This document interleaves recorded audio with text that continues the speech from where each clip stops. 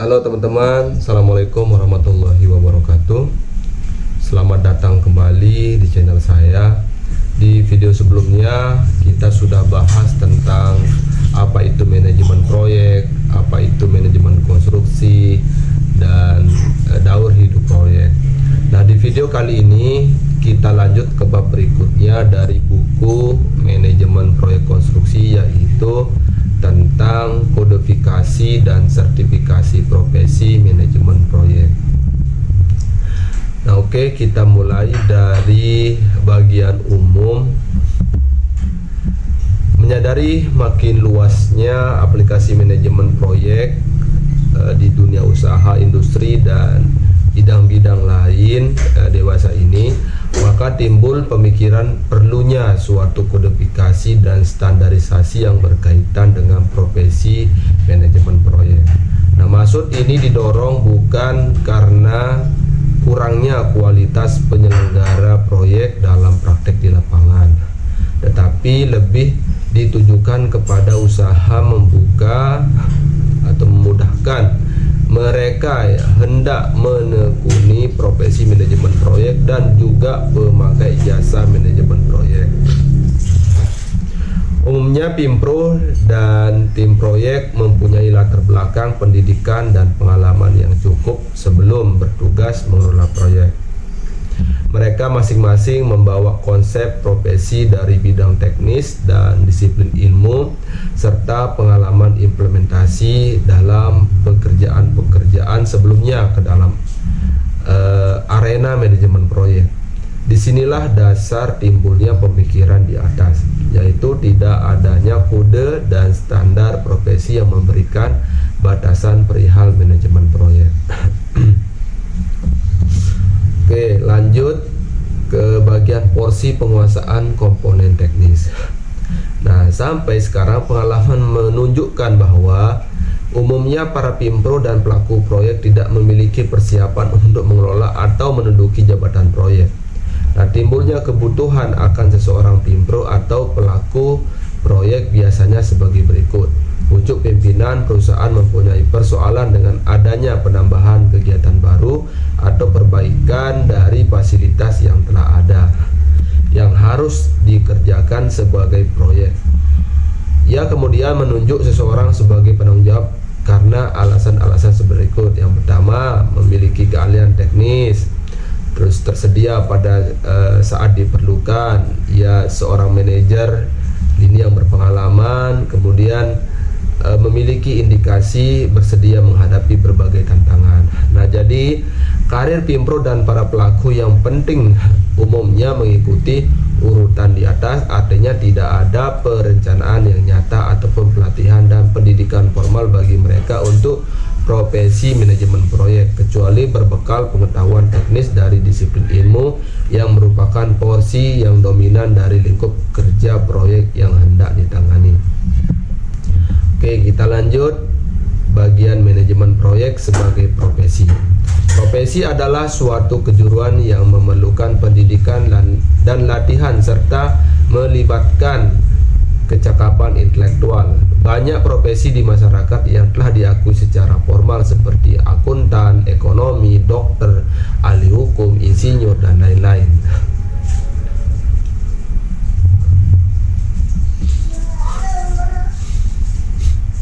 Nah, dari lembaga yang berwenang sebagai tanda pengakuan formal,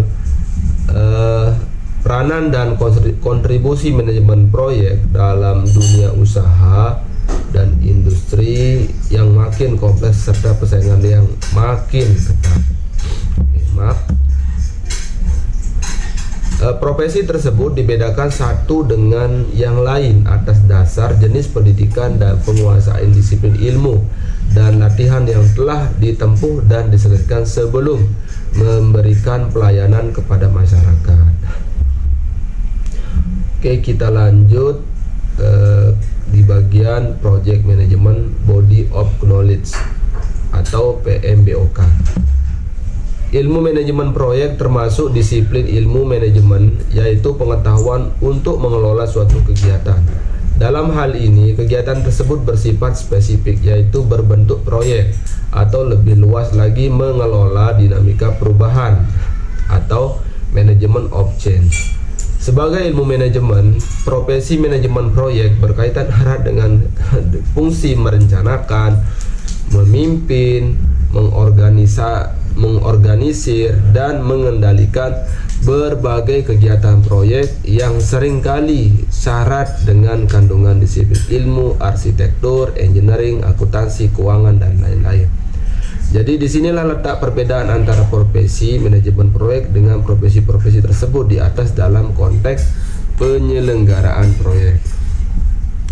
Sebagai layaknya suatu profesi formal, profesi manajemen proyek juga harus memiliki sebagai atribut dasar seperti body of knowledge, standard of entry, code of conduct, dan lain-lain. Adapun body of knowledge adalah atribut yang berkaitan dengan konsep dan prinsip yang spesifik dari profesi yang bersangkutan.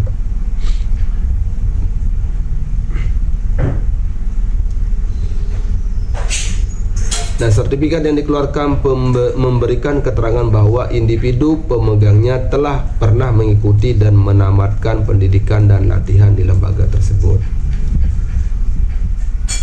Nah, yang pertama, merintis tersusunnya PMBOK.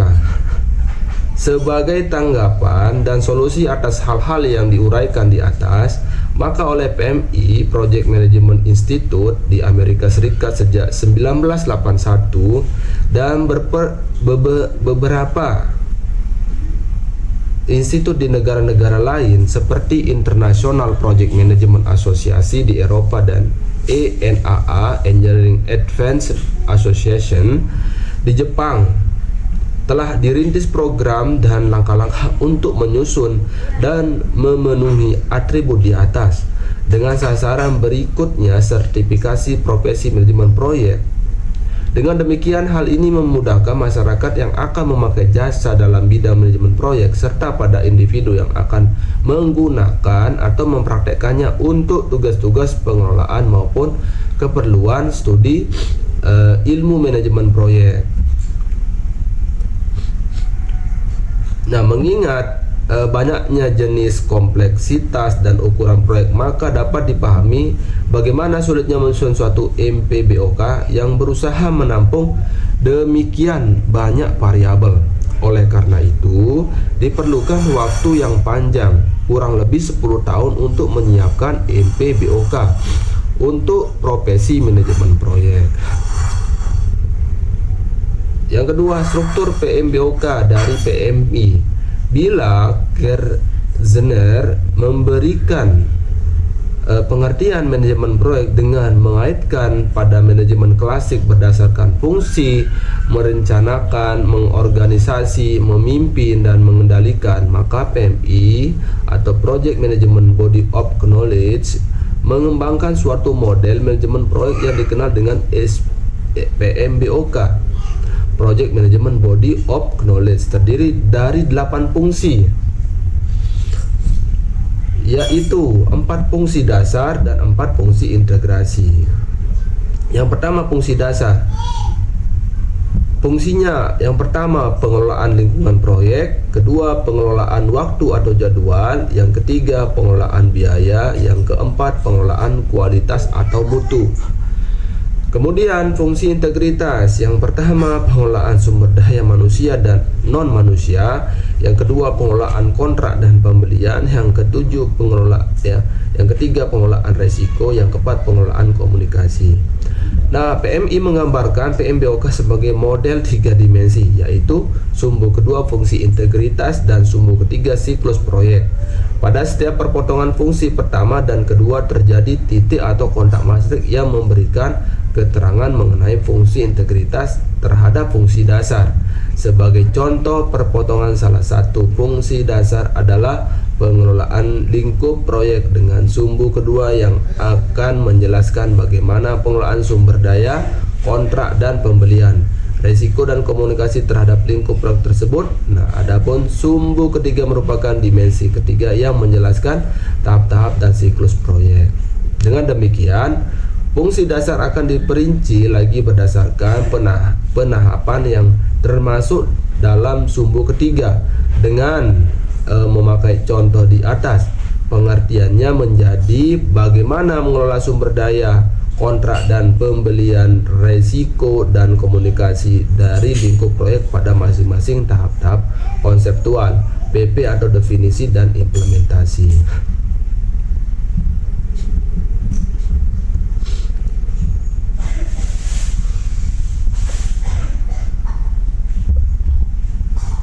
Nah, fungsi dasar manajemen proyek terdiri dari pengelolaan lingkup kerja, waktu, biaya, dan mutu.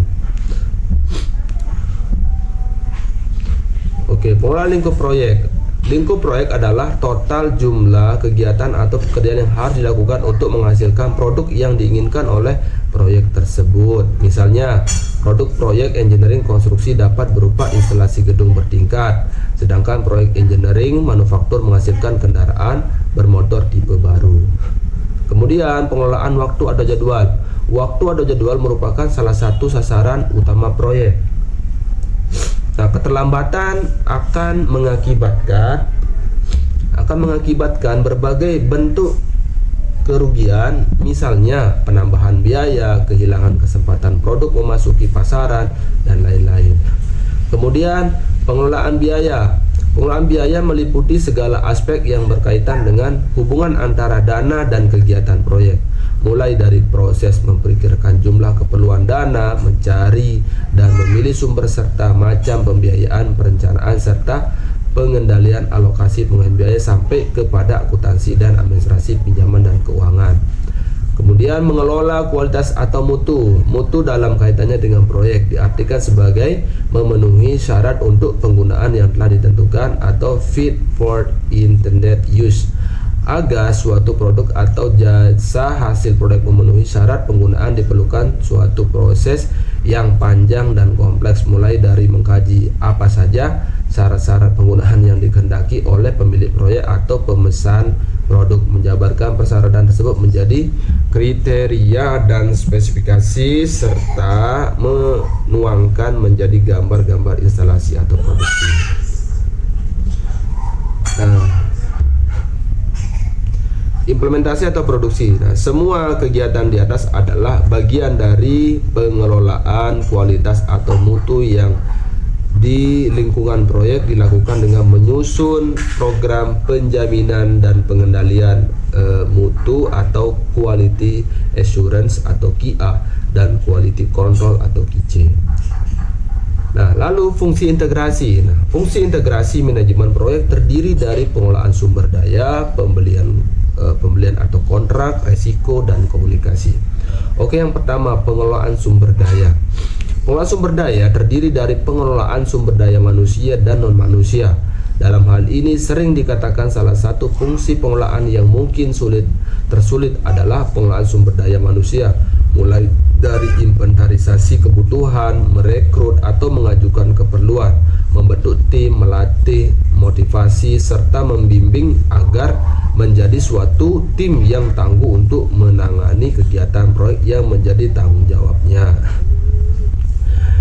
Kemudian pengelolaan kontrak dan pembelian. Proyek akan selalu melibatkan perjanjian yang mengikat pihak-pihak peserta seperti pemilik kontraktor, seperti pemilik proyek, kontraktor, rekanan, konsultan, manufaktur, dan lain-lain. Nah, perjanjian ini dapat berupa kontrak jasa, pembelian, bantuan teknis, ataupun PO pembelian. Kemudian pengelolaan resiko. Dalam konteks proyek, mengelola resiko berarti mengidentifikasi secara sistematis jenis, besar, dan sumber timbulnya resiko selama siklus proyek.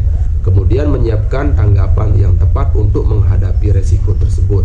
Contoh untuk mengelola resiko ini adalah disediakannya kontingensi dalam aspek biaya dan jadwal. Kemudian pengelolaan komunikasi. Mengelola suatu proyek melibatkan berbagai macam organisasi dan personil dari luar dan di dalam perusahaan. Dengan demikian, mudah dimengerti bahwa komunikasi memegang peranan penting dalam rangka mencapai keberhasilan proyek. Nah, untuk memperlancar arus kerja Pimpro harus dapat dibuka dan dipelihara komunikasi dengan pimpinan dan personil di bidang-bidang fungsional, horizontal, atasan maupun anggota tim inti.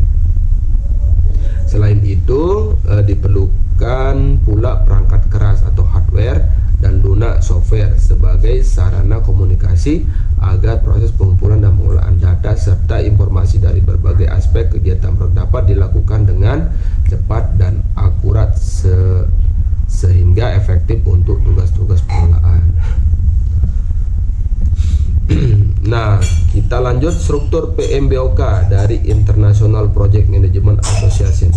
Nah, sebagai bahan perbandingan terhadap struktur PMBOK yang dibuat oleh PMI dalam tabel 41 disajikan struktur PMBOK dari International Project Management Association yang meliputi teknik dan prosedur organisasi, teknologi, pengetahuan umum proyek, manajemen umum, manajemen bidang khusus, dan kecakapan integrasi.